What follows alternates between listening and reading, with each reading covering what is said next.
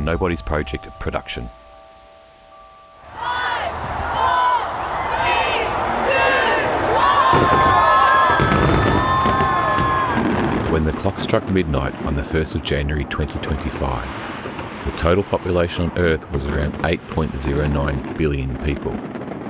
That equates to roughly 80.9 million psychopaths that are apparently currently alive and living on Earth today.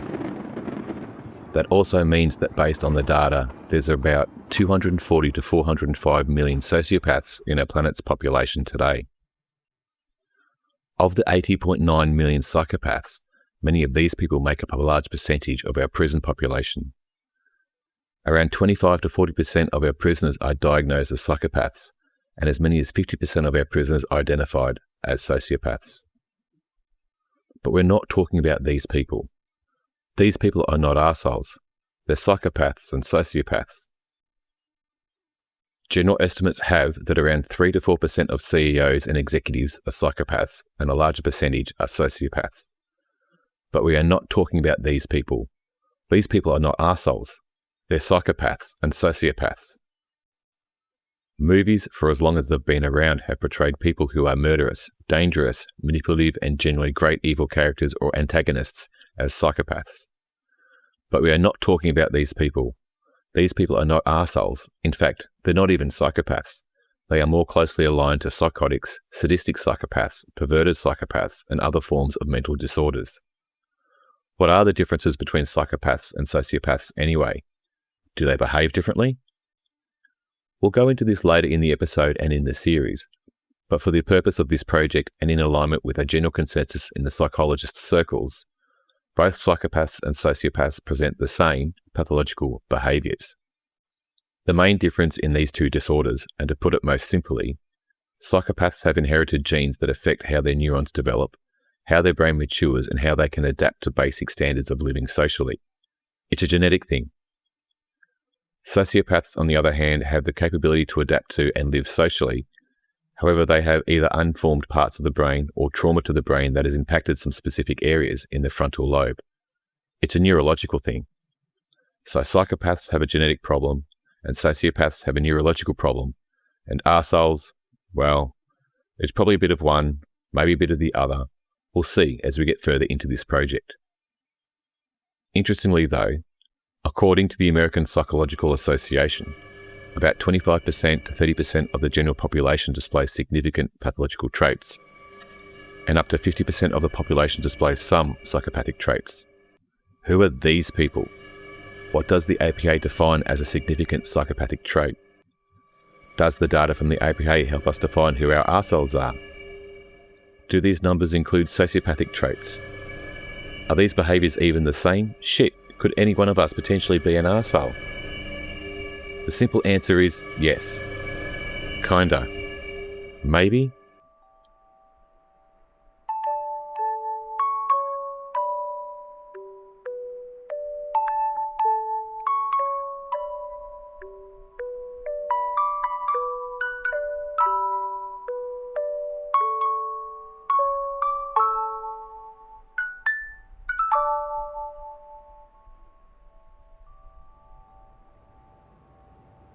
Too Many Arseholes is a social project looking at the rise of pathological behaviours in our society and the erosion of social trust, creating a better conversation around why this is, and finding a way forward to a greater humanity. In today's episode, we start to explore one of the fundamental components to the Too Many Arseholes social project. That is, who are these arseholes? This podcast is also part of a larger social project that we want you, the listener, to join in on. Key to this project is bringing together threads from many academic disciplines to create a body of knowledge we can develop with you to help us all with having better conversations around these pathological behaviours in our personal and social circles. Thanks for joining us today for Season 1, Episode 2 of Too Many Arseholes. In today's episode, we are taking a good look at who our arseholes are. After having a quick look at the statistics, the history of the term psychopath and sociopath, and going through a behavioural checklist, we'll tackle the question, is an arsehole a person or a behaviour? What does a spectrum of pathological behaviours look like? We will also play with some charts to help us align in how we identify who gets the arsehole tag and who doesn't. and we'll finish up with how to spot an arsehole and what psychologists recommend we do. And so thanks for joining us and coming along on this journey of reflection and discovery as we attempt to unpack and better understand why there's just too many arseholes.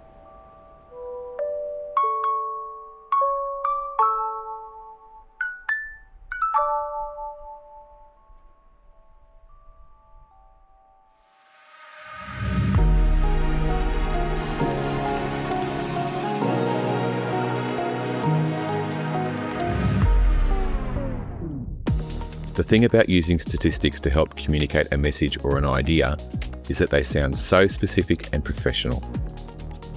Like a picture that tells 1,000 words, statistics, and especially graphs, can give you 1,000 insights. But using statistics can be fraught with inaccuracies.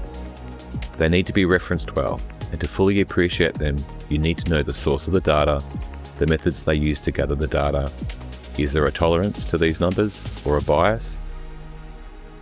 This becomes even more difficult when you start using statistics from subjects in the humanitarian and arts areas, especially psychology. Although the methods for gathering data in the areas covered by psychology have improved immeasurably over the last 50 years, a lot of the data is based on subjective assessment. A big challenge for this project is how we handle any data we gather to better understand pathological behaviour. For instance, depending on the source, you can get a data range from 1% to 3% of the population that could be psychopathic. But sometimes that includes sociopaths and sometimes not. And how do you interpret that piece of data knowing sociopathy isn't a formally recognised mental health diagnosis? The data states that men are around 1.3% plus and women are more around 0.7% psychopaths. But we don't know if that data included children. We also don't know if the statisticians included completely psychopathic, significantly psychopathic, or mildly psychopathic in their assessment, not to mention the implicit bias the psychologists doing the report will have.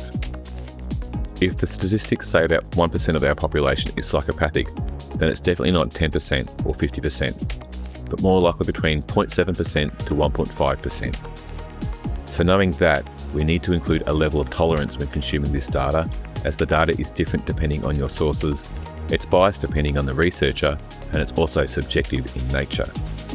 Having said all that, it's still very helpful, and we will always try our best to use reputable data in considered ways. Important to this social project is that we will do our best to work with the latest information and try to help you, the listener, decipher the realities of our modern day life and be able to disseminate which parts are made up. Mostly because making up shit is what pathological people love to do. And so we want to preface each time we use stats on this project by suggesting that they are not facts, but more like guidelines. Getting back to today's topic, the APA states that between 25 to 30% of people have significant psychopathic traits, and up to 50% of people have some psychopathic traits. What is a significant psychopathic trait? We know there's not half of us running around murdering people. The well-known persona, the serial killer, is also a very poor example of a psychopath. They are more of a psychotic, sadistic psychopath, pedophilic psychopath, or a perverted psychopath. For the purpose of this social project, and also to have this better conversation, a pathological association is more aligned to someone using you, someone not able to consider your needs or concerns, and someone whose drive and purpose is solely based on their needs and wants, and who doesn't or can't consider other people in any given situation.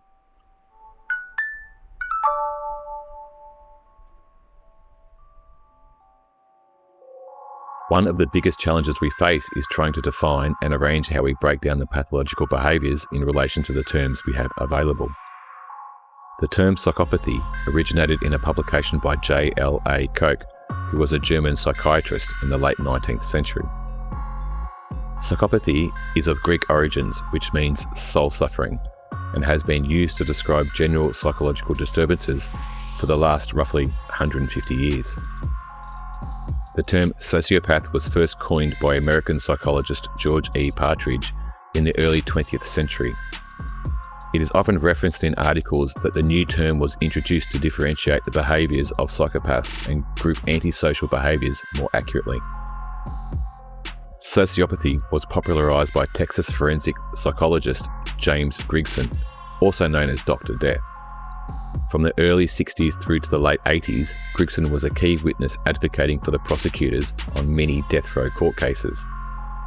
Using a fairly loose form of assessment, he gained his reputation as Dr. Death through testifying at 167 capital trials, where nearly all resulted in a death sentence. In the 21st century, the term antisocial personality disorder is the clinical term more generally used. But try having a better conversation when you have to wrap your mouth around saying antisocial personality disorder multiple times. In some way, this leaves psychopath and sociopath without a fixed meaning and potentially words left to the past. With a little bit of liberty, we have gone with using psychopath and sociopath for this project with the intent that they can be used in general discourse, but also acknowledging that they aren't clinical definitions anymore. For the purpose of this project, both psychopaths and sociopaths present the same pathological behaviours. The main difference in these two disorders is that psychopaths have inherited genes that affect how their neurons form and how they can adapt to a basic standard of living socially. It's a genetic thing. Sociopaths, on the other hand, have the capability to adapt to and live socially with a full complement of required neural structures. However, they have either immature parts of the neural structure or trauma to the brain that has damaged specific neural structures, either as a child or as an adult. It's a neurological thing. So psychopaths have a genetic problem, and sociopaths have a neurological problem, and narcissists, well, they're just a pain in the ass. Over the last 50 years, psychologists have used clinical tools like the psychopath checklist to aid in diagnosis. Robert Hare, a Canadian psychologist, created the psychopath checklist in the 1970s. The original Hare psychopathy checklist is a psychological assessment tool designed to assess the presence of psychopathy in individuals. It consists of a 22-item checklist of perceived personality traits and observable behaviours. It is intended to be completed on the basis of a semi-structured interview, along with a review of ancillary information. The PCL has since undergone revision to the newer Psychopathy Checklist Revised, PCL-R, in which two of the questions from the original assessment were removed after statistical analysis showed these questions were unhelpful. Some PCL-R lists differ in their terminology slightly. Without being a psychologist, it's difficult to know which version is more effective. A reputable version of the list is, and don't be alarmed if you identify with a few of these: glibness and superficial charm, egocentricity, grandiose sense of self-worth, proneness to boredom, low frustration tolerance, pathological lying and deception, conning and a lack of sincerity, lack of remorse and guilt, lack of affect or emotional depth, callous, lack of empathy, parasitic lifestyle, short-tempered and poor behavioural controls, promiscuous sexual relations, early behavioural problems, lack of realistic long-term plans, impulsivity, irresponsibility, frequent marital relationships, juvenile delinquency, poor probation or parole risk, failure to accept responsibility for own actions, and finally, criminal versatility. Results generally include a statement similar to, while there is no specific cutoff, higher scores indicate a greater likelihood of psychopathy. So great. Another tool that lacks specificity. If you want more additional reading, check out the Psychopath Test 2011, authored by John Ronson from Picador. One of the challenges with diagnosis is that it appears when a psychiatrist or psychologist approaches diagnosis, they are diagnosing the whole person.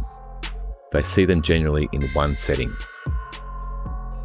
We have not been able to find literature or reporting where a diagnosis was conducted across all parts of someone's life, their home, their work, or their recreational activities. More often than not, the diagnosis by the psychologist was conducted in the clinic, a prison, or unfortunately for the victims of James Grigson, the courtroom.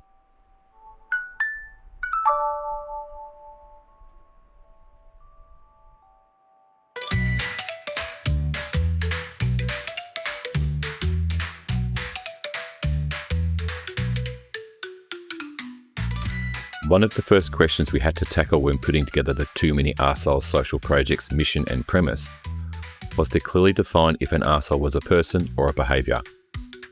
Is it a noun, an adjective, or a verb? Obviously, we are using it as a noun in the project title, but that's mostly because it really works. There's too many people behaving like arseholes just doesn't ring. The origin of this question came from the search to find a better word to call a person who is a quarter psychopathic or half psychopathic. So initially, it was a person, but that didn't work by the true definition, because if a person is half psychopathic, then are they also half normal? We need a better word for that as well. Then the question swung to the behaviour side, and so it feels more natural to say, bloody hell, what a psychopath. But it didn't take long to see that if the word we are looking for is to identify and or describe a half psycho person, then it really comes down to perspective. It's the perspective of the recipients, or those who are observing this pathological association, is that they are wanting to have a better conversation, and they are needing a better word than psychopath. So eventually it came down to nuance and context. An arsehole is a noun. You're an arsehole. An arsehole is also an adjective. Geez, that's arsehole behaviour. Arseholes is also a collective noun. There's an arsehole of managers over there. It can also be a verb. He's arseholing around again. It can also be an adverb. That's an arsehole move. It's quite a versatile word, just like the word fuck, which coincidentally is the word often used by the recipient when they start to realise what's going on. So is the word arsehole a person or a behaviour? It's both, depending on the perspective and context. But it also depends on the intensity and or the severity of the behaviour that crosses the line from socially trustworthy behaviour to arsehole behaviour and then to psychopathic behaviour. It's the 50 shades of grey between socially trustworthy behaviour and psychopathic behaviour that's our arsehole's playground. A common point most psychologists make when discussing psychopaths and or sociopaths' behaviour is that they confirm it's a spectrum disorder. But almost every time they are interviewed, they then go back to psychopaths and don't explain or extrapolate further on the spectrum. What does mild psychopathic behaviour look like? What does some significant psychopathic behaviour look like? How do you describe the different levels of behaviour along this pathological spectrum? To aid our better conversation, we're going to have a crack at creating a very simple scale. Let's start with a simple 5-level scale to capture the levels of intensity for the pathological behaviours, and we'll revise it as we get further into the project. Let's start with none to represent where there is no pathological behaviour. That association is a socially trustworthy association. Then let's use mild to represent minor pathological behaviours, like when someone doesn't say hi or respond with a hello or a handshake or a similar behaviour. On a side note, not responding to someone in email, text or on the socials is a complex subject, and we will dedicate lots of better conversations to that subject, mostly because of all the nuances and context required. Moderate, for want of a better word, will be our halfway point. Significant can capture the top part of the spectrum, and finally, total or complete are good words for behaviours that are completely psychopathic, or that person's a total psychopath. But being a total psychopath can be interpreted as that person is psychopathic to everyone they associate with. We are not focusing on total psychopaths. We are looking again at the 50 shades of grey between a socially trustworthy person and a psychopath. So let's go with complete for the top end of the scale.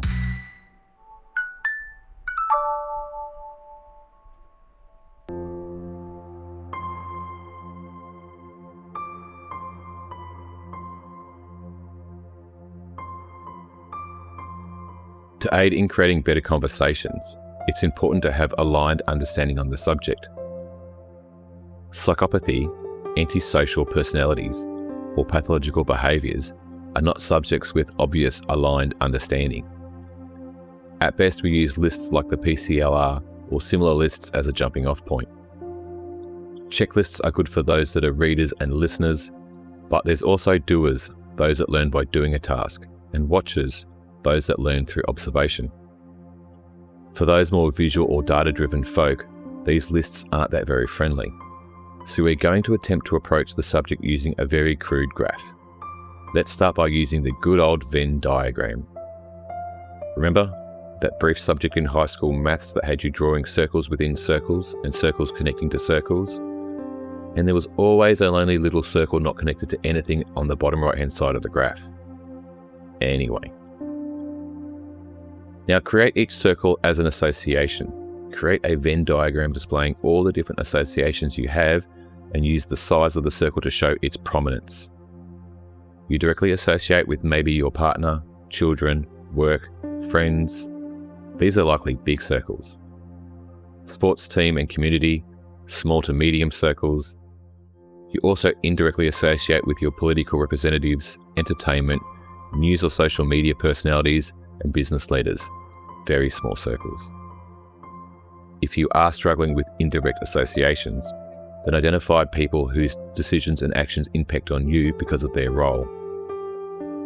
A reputable journalist who you trust, who decides to write an inaccurate article that gives them more esteem and notoriety in the media sphere, but to the detriment of impacting on your trust in accurate reporting and news, well, that's an indirect association that erodes social trust that news is current and accurate.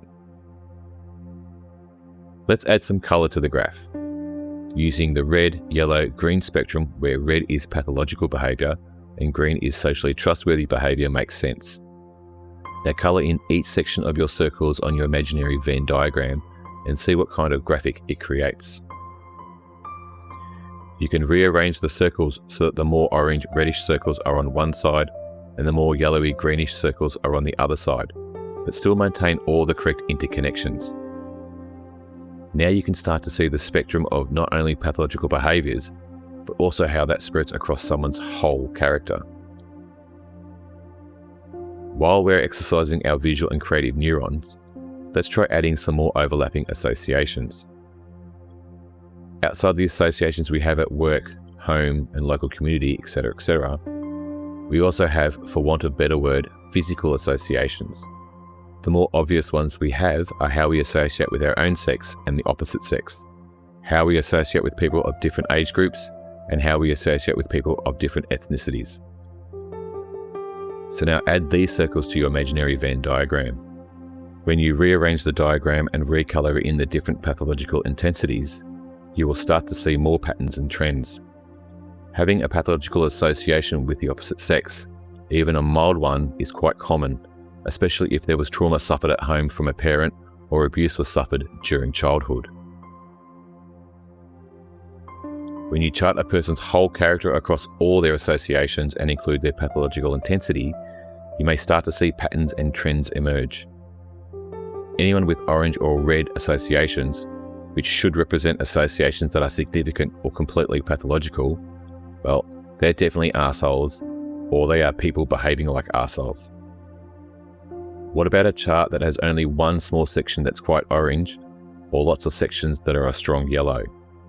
That makes for a better conversation and requires the context and nuance of that individual. It just may be that they're a little bit of an arsehole. All up, stats, data, charts, and analysis make for better conversations if they are helpful and don't dilute the subject.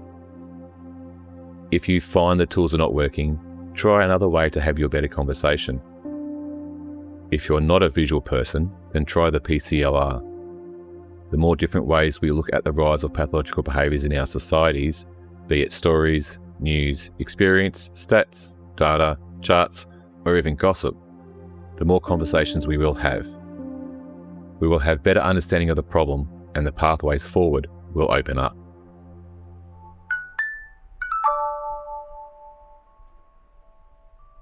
By now, we should be starting to become more aligned on who we can label with the arsehole tag. Those with significant psychopathic traits, and those with a majority of associations that are mildly pathological or somewhere in between. Before we start playing Spot the Arsehole, there is one very important point that Dr. Kevin Dutton talks about in his interview on the Jordan Harbinger show, and that point is that mature people can turn their pathological behaviours on and off. They don't use these behaviours for their own benefit. They are doing a job, and that job has a broader societal or situational importance. The armed services, the medical industry, and law and order are some areas where the best of the best can choose the right behaviour for the situation, and it is no reflection on their general character. This is one curveball that makes having a better conversation so important. You can't graph that on a chart or tick it off on a checklist. Once again, it's the nuance and the context that helps you gain a better understanding of who really our arseholes are, and yes, not many police officers, soldiers, or medicos are arseholes. Most of them are people who have dedicated their career in service to their community, and they do this by being at the cold face of society's significant pathological behaviours, or worse. While we're throwing side notes in, we should quickly discuss the use of the word recipient to represent the person on the receiving end of this pathological behaviour. A recipient can be anyone. They can be an adult or a child. They can be in any situation, and they can even be another arsehole, and quite often they are. For having this better conversation, they are the person or the group of people being impacted by the pathological decision and pathological behaviour from our arseholes. Being the complex social creatures we are, our early arsehole warning signs are often our gut feelings. It's these mirror neurons picking up and affecting our posture or our movement based on the people we are around and observing. Using the PCLR or any psychopathic behaviouralist, you now have more behaviours you can use to understand this gut feeling you have. And you now also have more words you can use when talking to those you trust about your gut feelings. You can spot your arseholes by running their decisions and behaviours against your preferred psychopath checklist, then assessing the coverage of these behaviours and decisions across all their associations, and then also grade the intensity of their behaviour from red through to green. If there's lots of ticks on your checklist, if there's orange or red on your chart, or lots of yellow, then there's your arseholes.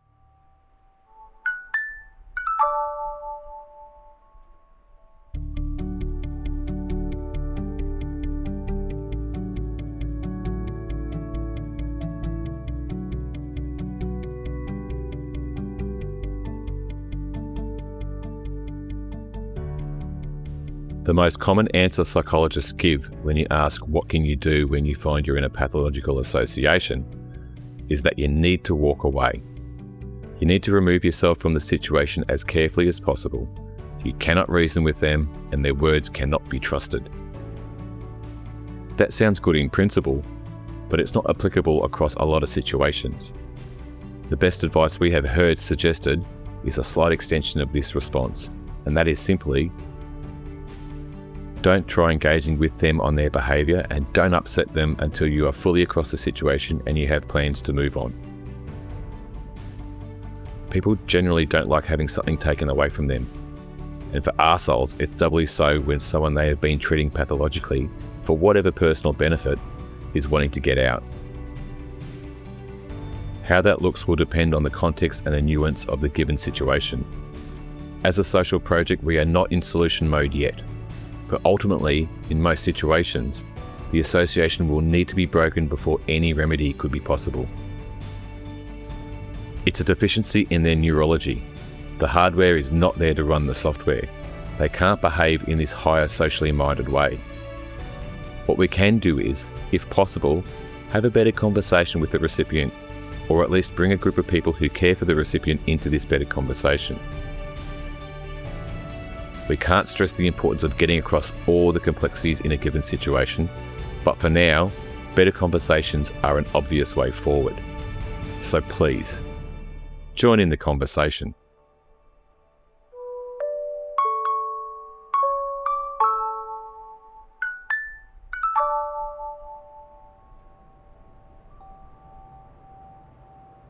Thanks again for taking the time to listen in. Have a play around with some of the tools we discussed today so you can develop your own personal arsehole radar. Too Many Arseholes is researched, written and produced by Nobody's Project. To put this series together, we have drawn on many sources, publications, books and podcasts. Throughout this season, we'll ask you to go and read or listen to an article, book or podcast to accompany these episodes. Check out our show notes for recommendations for upcoming episodes and also for our sources. It is important that we acknowledge and promote the people and the work they have published that has inspired this project. And finally, we are always keen to hear from you. Do you have an experience, idea, or insight that you'd love to share with the project? If so, please send an email to contactus@toomanyarseholes.com. Visit our social media pages and please feel free to get in contact and have a better conversation with us. To support the project, you can go to our Patreon page where you can get more information on the project and support us. You can also join our Patreon group and get early and ad-free episodes as well as other benefits. You can also like, subscribe and review the podcast to help spread the conversation, and the best way to support us is to share the podcast with your family, friends and colleagues so you can have a better conversation with them. Until we catch up again, give a shit about our planet and just please, don't be an arsehole.